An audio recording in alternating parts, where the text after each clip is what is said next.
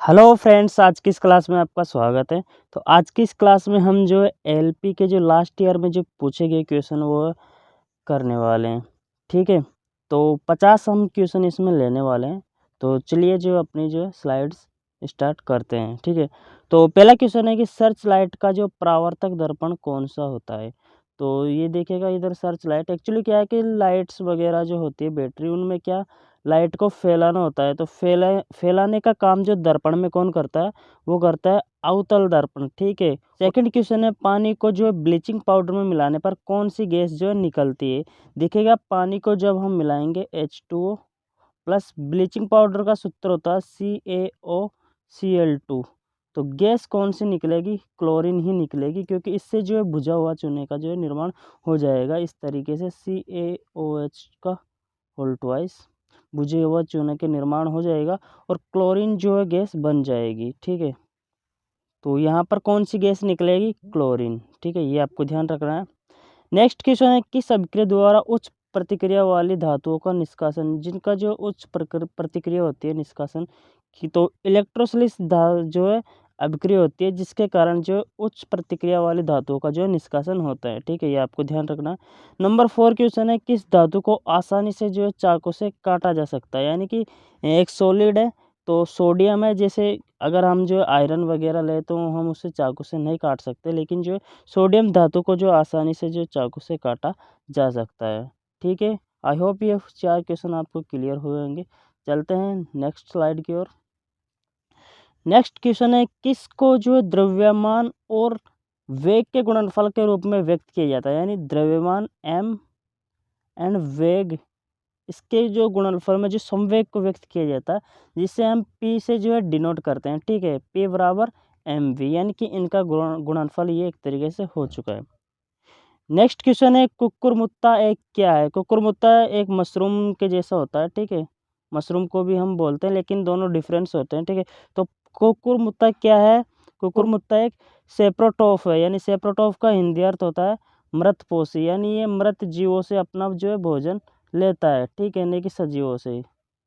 ठीक है, मृतपोषी से अपना भोजन लेता है सेप्रोटोफ का मतलब। तो आपको इंग्लिश का भी ये जो अर्थ ध्यान रखना है, क्योंकि एक एग्जाम में डायरेक्ट कभी कभी जो है इंग्लिश का जो है या फिर साइंटिफिक जो नेम जो दे देता है। ठीक है, तो ये आपको ध्यान रखना है।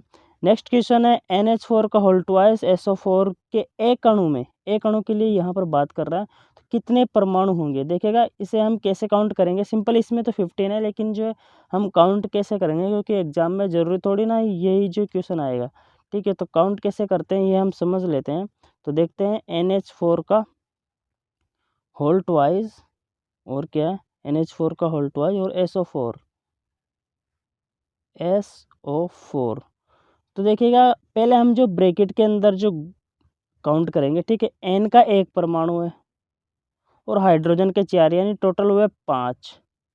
और यहाँ पर ब्रैकेट के बाद 2, यानी ये दोनों जो 2 से गुणा है, तो 5 गुणा 2 ये कितने हुए, 10, तो ये हो गए।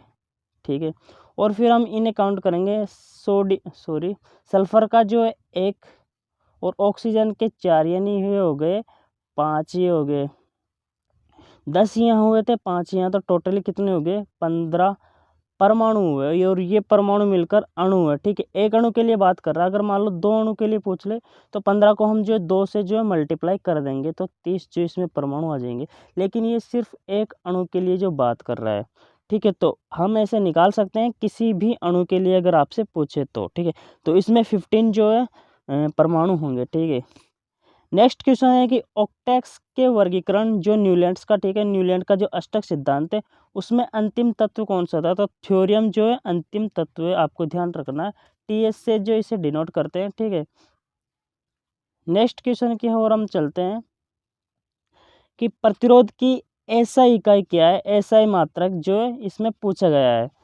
तो अभी जो हाल की ग्रुप डी एग्जाम में काफ़ी जो इसके बारे में पूछा गया है, और ALP में जो भी है लास्ट ईयर जो 2018 में जो लगा था उसमें जो पूछा गया, तो इसका जो है ओम जो है SI मात्रा का। ठीक है, इसे हम डिनोट करते हैं, इसका जो ये है, ठीक है, प्रतीक चिन्ह।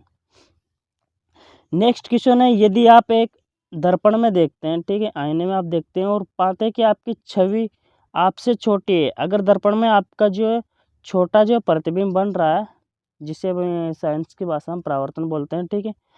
तो दर्पण कौन सा है, मतलब अगर आपका जो इमेज उसमें छोटा बन रहा है तो दर्पण कौन सा होगा, उत्तल होगा, ठीक है। गाड़ियों के जो साइड साइड मिरर होते हैं वो भी उत्तल के होते हैं, क्योंकि पास वाले रोड को जो हमें पूरा देखना होता है, इसलिए रोड को छोटा करके उस जो कांच में दिखा दिया जाता है, तो वो दर्पण उत्तल होता है, ठीक है। ये आपको समझ लेना। अगर जो बड़ा दिखाता है तो अवतल दर्पण है, ठीक है। और अगर आपको जैसा आप है उतना ही साइज का दिखाता है तो समतल दर्पण है, जो हमें जो घरों में यूज होता है वो समतल दर्पण है, ठीक है। जितना बड़ा जो वस्तु होती है उतना ही बड़ा जो उसमें प्रतिबिंब दिखता है, ठीक है। नेक्स्ट क्वेश्चन हम पढ़ते हैं, खाद्य पदार्थों में दुर्गंध यानी बदबू आने पर क्या कारण होता है। वसों और तेलों का जो क्या होता है उसमें ऑक्सीकरण हो जाता है, क्योंकि ऑक्सीजन की जो वायुमंडल में उपस्थिति होती है, इस कारण जो उनका जो ऑक्सीकरण हो जाता है, इसे जो उपचयन भी कहा जाता है। तो आपको ध्यान रखना दोनों वर्ड, क्योंकि कई बार ऑक्सीकरण की जगह जो उपचयन भी आ जाता है, ठीक है। इसलिए देखिएगा खाने की जो चीज़ें होती है उन्हें जो पैक करके नाइट्रोजन से जो भरा जाता है, ये भी आपको क्वेश्चन ध्यान रखना है। जैसे कि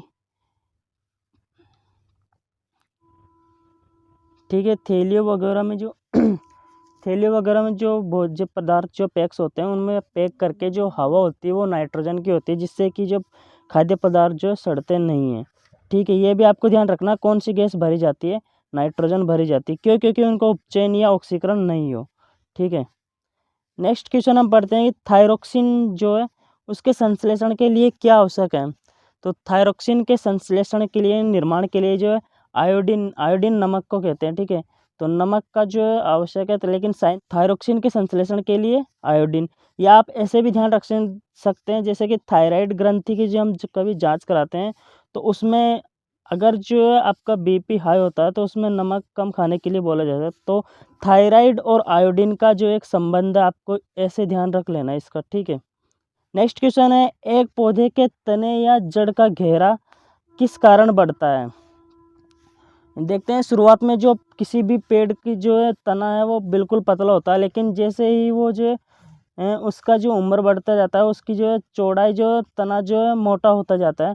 किस कारण होता है, तो वो होता है लेटरल मेरिस्टम के कारण। लेटरल मेरिस्टम एक साइंस का शब्द है, इसका मतलब होता है पार्श्व विभज्योतक। हिंदी में बोलते हैं हम पार्श्व विभज्योतक, यानी कि जो है पार्श्व का मतलब होता है साइड, साइड का जो विभाजित करने वाला उत्तक उत्तक होता है, ठीक है। नेक्स्ट क्वेश्चन है, किस गैस का उपयोग जो ब्लीचिंग पाउडर, अभी हाल ही में हमने भी पढ़ा था, ठीक है।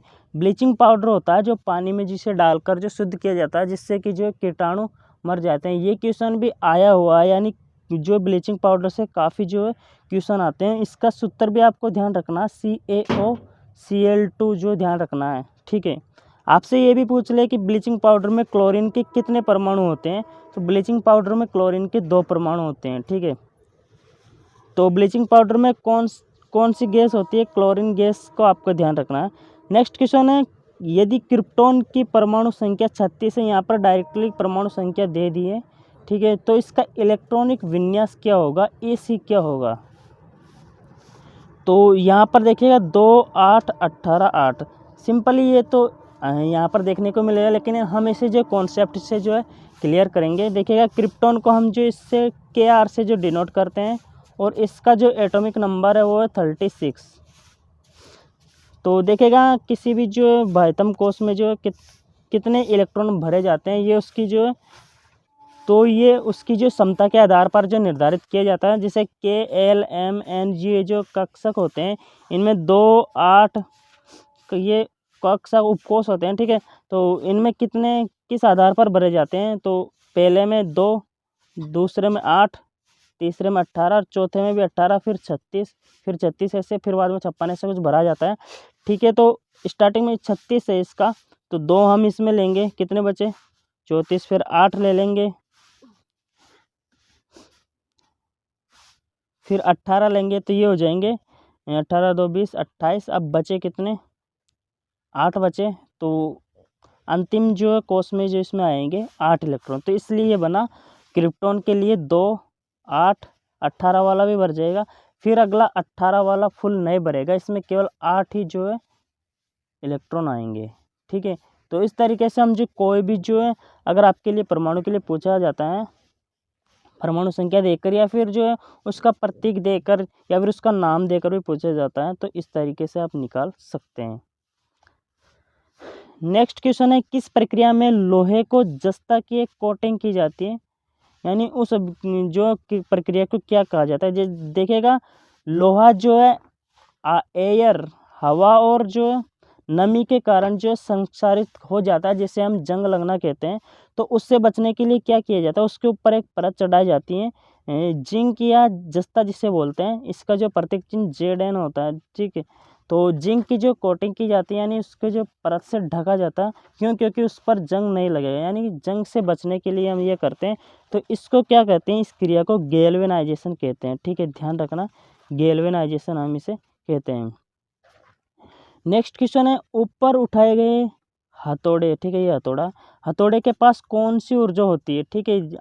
जैसे नीचे ज़मीन पे रखा, अगर हम उसको एयर में ले जाते हैं हाथ से पकड़ के, तो उसमें अभी भी जो स्थितिज ऊर्जा ही होगी, क्योंकि हम उस पर वर्क कर रहे हैं, नहीं कि वो वर्क कर रहा है, ठीक है। स्थितिज ऊर्जा ही होगी, नहीं कि इसमें गतिज ऊर्जा होगी। ये आपको ध्यान रखना है, ये ऐसे क्वेश्चन जो है कन्फ्यूजन आपको कर देते हैं।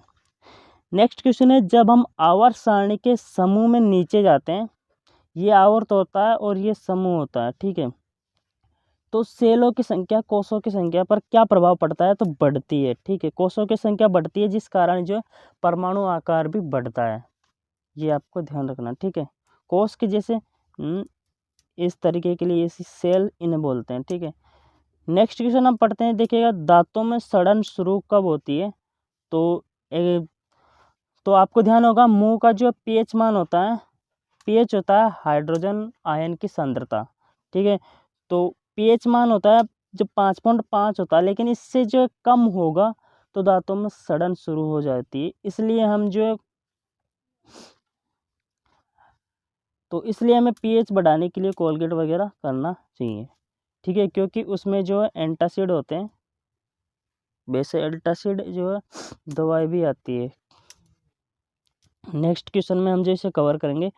नेक्स्ट क्वेश्चन है, एक एल्कोहल का क्वथनांक 78 डिग्री सेल्सियस है, इसे जो है केल्विन पैमाने पर तापमान क्या होगा, ठीक है। सिंपल इसका 351 होगा, लेकिन ये कैसे आया केल्विन में, इसे हम समझते हैं। तो K बराबर होता है C + 273, यानी अगर हम केल्विन में अगर निकालेंगे किसी भी ताप पैमाने को, तो सेल्सियस के मान में जो हम 273 ऐड कर देंगे, ठीक है। तो इसमें सेल्सियस का मान दिया हुआ है 78 + 273 करेंगे तो 8 और 3 11 और फिर 8 7 15 2 और 1 3, तो 351 ये आ जाएगा, ठीक है। तो ऐसे किसी का भी जो आप निकाल सकते हैं। नेक्स्ट क्वेश्चन है, ओजोन के एक अणु में कितने परमाणु होते हैं, तो ओजोन का सूत्र होता है O3।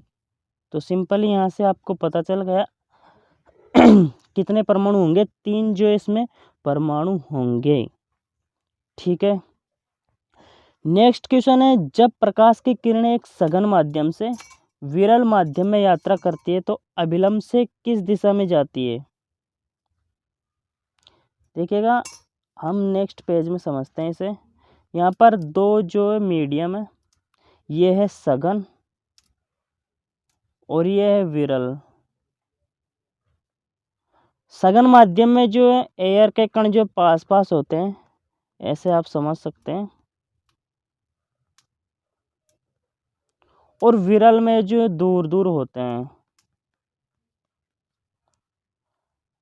अब मानिएगा कोई जो प्रकाश की किरण आती है, देखिएगा ये अभिलंब है इसका, क्योंकि यहाँ से जो माध्यम चेंज हो रहा है, मीडियम चेंज हो रहा है, तो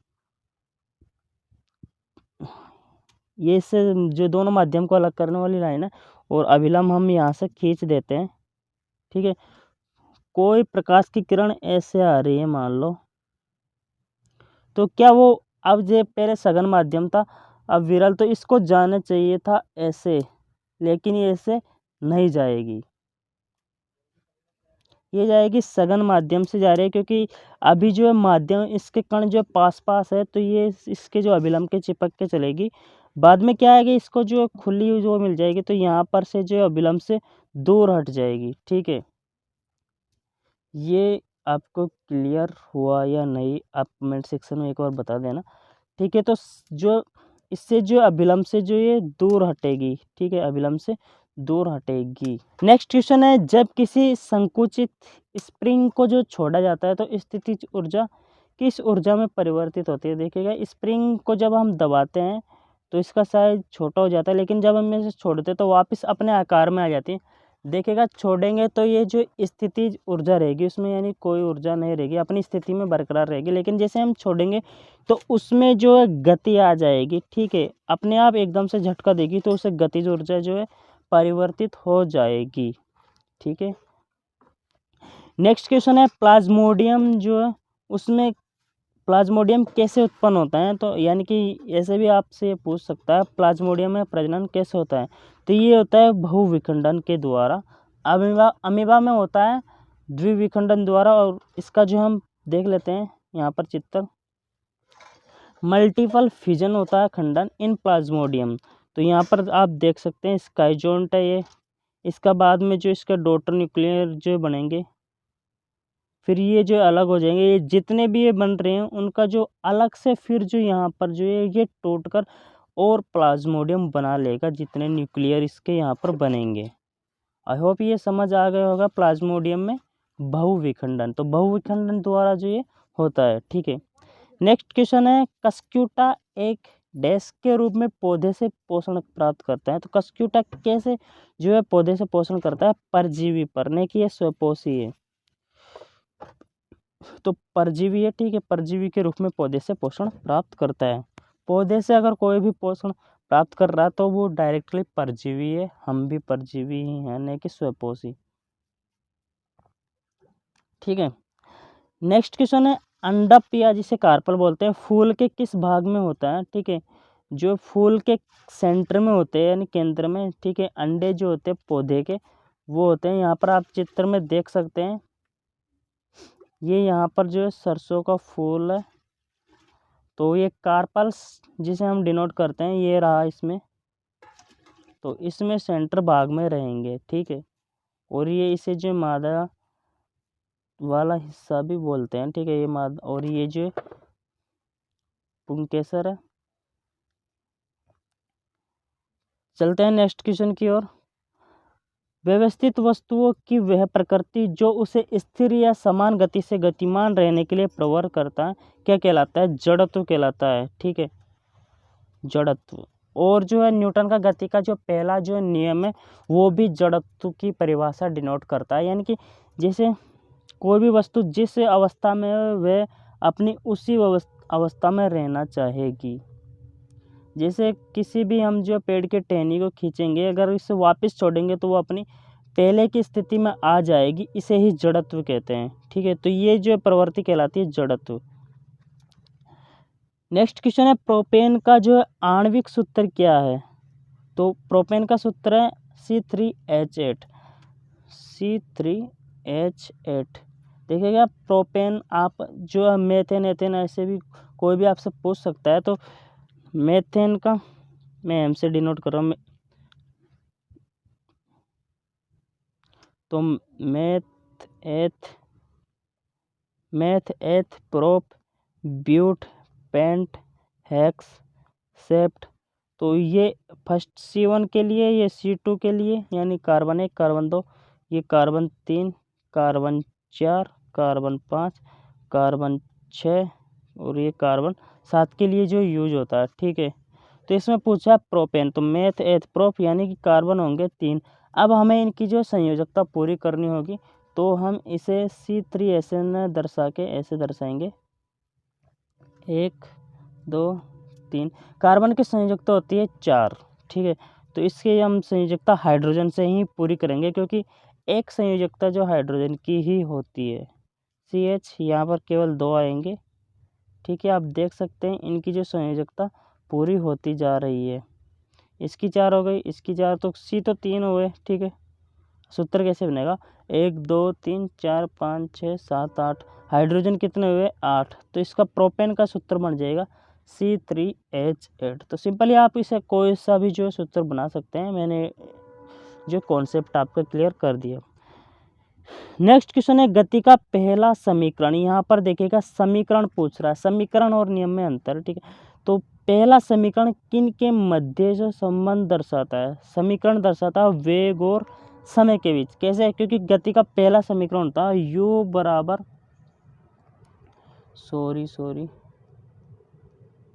v बराबर u प्लस at होता है।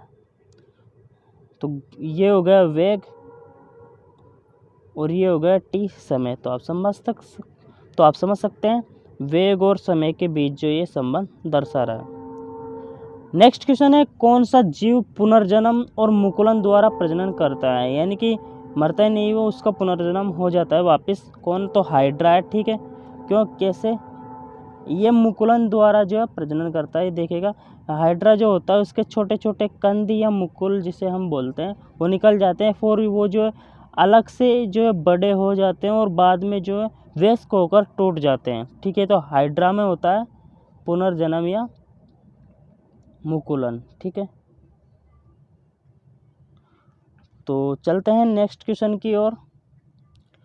गोलाकार जो दर्पण होता है उसकी प्रतिबिंब सतह के केंद्र सेंटर होता है, उसको पोल या ध्रुव कहते हैं। सिंपली आपको ध्यान ही होगा ये तो, ठीक है। ऐसे हम दर्शाते हैं जो निकालते, तो यहाँ पर जो पोल उसे कहते हैं। नेक्स्ट क्वेश्चन है मस्तिष्क के किस भाग में विचारों का संग्रह होता है? तो आप ऐसे समझ सकते हैं ये हमारा मस्तिष्क है, तो आगे वाला हिस्सा ही तो काम आता है। ऐसे आप समझ सकते हैं विचार, हम जो कोई भी चीज़ याद रखते हैं यहाँ पे थोड़ी याद रखेंगे, ठीक है। ऐसे आप ध्यान रख सकते हैं अग्र मस्तिष्क में जो है विचारों का जो संग्रह होता है, इकट्ठा होता है संग्रह, ठीक है। नेक्स्ट क्वेश्चन है मैग्नीशियम रिबन को जो हवा में जलाया जाता है तो कौन सा जो यौगिक बनता है या उत्पन्न होता है? देखिएगा मैग्नीशियम, इससे हम समझते हैं Mg, इसको हवा में जलाएंगे, क्या बोल रहा है, मैग्नीशियम रिबन को हवा में जलाया जाता है तो कौन सा यौगिक बनता है? और हवा में जो है ऑक्सीजन होती है, ठीक है। तो ये सिंपली क्या बना लेगा? मैग्नीशियम ऑक्साइड बना लेगा, ठीक है। तो सिंपली आपको ध्यान रखना है मैग्नीशियम ऑक्साइड। इसका सूत्र भी ध्यान रखना है Mg2O आएगा, क्योंकि MgO ही आएगा, नो MgO ही आएगा। क्यों? क्योंकि इसकी +2 है संयुक्ता जो, और इसकी -2 है, ठीक है। तो ये दोनों कंपाउंड आसानी से जुड़ जाएंगे और MgO बन जाएगा। नेक्स्ट क्वेश्चन है एक मिश्र धातु किस प्रकार का जो विलयन का उदाहरण है? मिश्र धातु जो है वो होती है जिनमें दो धातुओं का मिश्र करके एक धातु बनाई जाती है, जैसे कांसा वगैरह होता है, तो उसमें दो धातु अलग अलग होती है, ठीक है। तो इसे ठोस विलयन हम कह सकते हैं, ठोस का विलयन। नेक्स्ट क्वेश्चन है वाहनों की हेडलाइट होती है, इसमें कौन सा जो है दर्पण होता है? तो हेडलाइट में होता है अवतल, और जो साइड मिरर होता है उसमें होता है उत्तल। क्योंकि हेडलाइट में अवतल क्यों होता है? क्योंकि जो है लाइट को फैलाना होता है, ठीक है। तो इसलिए हेडलाइट में अवतल दर्पण लगाएंगे। और उत्तल जो है उसमें क्यों होता है मिरर में? क्योंकि सभी जो पीछे आ रहे साधनों या वाहनों को जो हमें देखना होता है, इसलिए जो उसमें उत्तल दर्पण होता है, क्योंकि वो छोटा करता है। नेक्स्ट क्वेश्चन है विद्युत आवेश की इकाई क्या है? तो कूलाम है, क्योंकि, ठीक है, कूलाम है। और गति के दूसरे समीकरण द्वारा किन के संबंध को दर्शाया जाता है? तो गति के दूसरे समीकरण द्वारा जो है स्थिति और समय के जो संबंध को दर्शाया जाता है। एस होती है स्थिति, एस बराबर u प्लस हाफ AT², ये जो गति का दूसरा समीकरण होता है। तो किन के मध्य संबंध को दर्शाया जाता है? ये एस हो गई गति, स्पीड, और समय ये हो गया, ठीक है। तो इनके मध्य संबंध को दर्शाया जाता है। नेक्स्ट क्वेश्चन है किस प्रकार के ऊतकों में कोशिका जीवित होती है, लंबी और कोनों पर नियमित रूप से सो जाती है? तो कोलेन कायमा में ऐसा होता है, ठीक है। कोलेन कायमा ऊतकों में ऐसा होता है।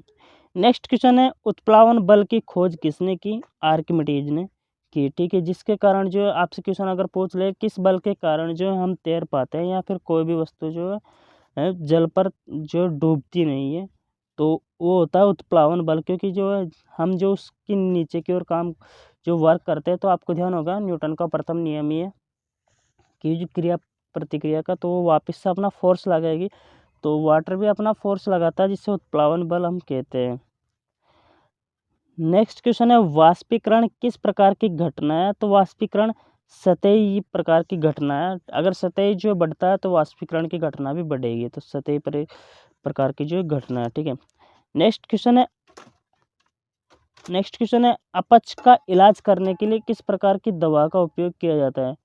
जैसे अपच वगैरह होते हैं, एसिडिटी वगैरह, तो उसमें एंटासिड, एंट मतलब हो गया उसका उल्टा, और एसिड का उल्टा, यानी बेस जो है, इसमें बेसिक प्रकार की जो है सारे प्रकृति की जो है हमें इसमें जो दवाएं दी जाती है, इसे आप ध्यान रख सकते हैं, एंटा।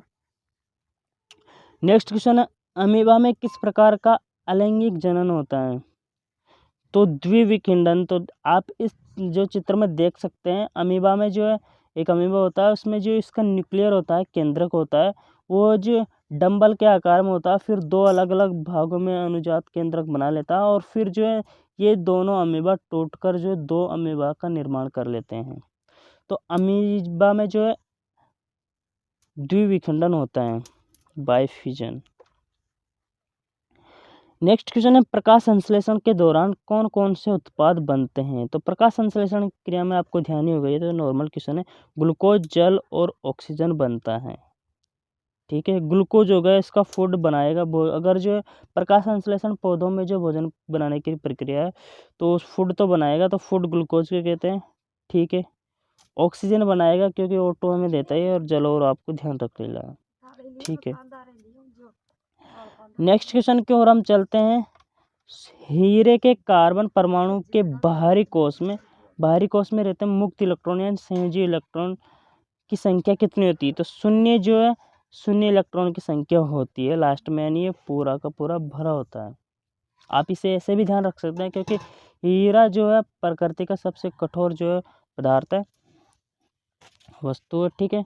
तो उसमें क्या है कि बाह्य इलेक्ट्रॉन में संयोजकता नहीं होगी, क्योंकि अगर उसमें संयोजकता जो वैलेंस इलेक्ट्रॉन होंगे, तो वो जो किसी से भी जो है रिएक्शन कर जाएगा, और हीरा जो है रिएक्शन नहीं करता है, तो उसमें जो आप वैलेंस इलेक्ट्रॉन जो है 0 मान सकते हैं। ऐसे आपको ध्यान रखना है, नहीं तो भूल जाओगे, ठीक है। तो शून्य जो है बाहरी कोश में मुक्त इलेक्ट्रॉन की संख्या होती है हीरे के कार्बन परमाणु में। नेक्स्ट क्वेश्चन है, टाइटेनियम रेडियोधर्मी तत्व नहीं है। क्वेश्चन क्या है, डायरेक्टली। तो टाइटेनियम को आपको ध्यान रखना है, ये रेडियोधर्मी नहीं है। इससे जो पूछ लेता है, क्योंकि ये टाइटेनियम दिखने में जो रेडियोधर्मी तत्व दिखता है, और सिंपली ये जो।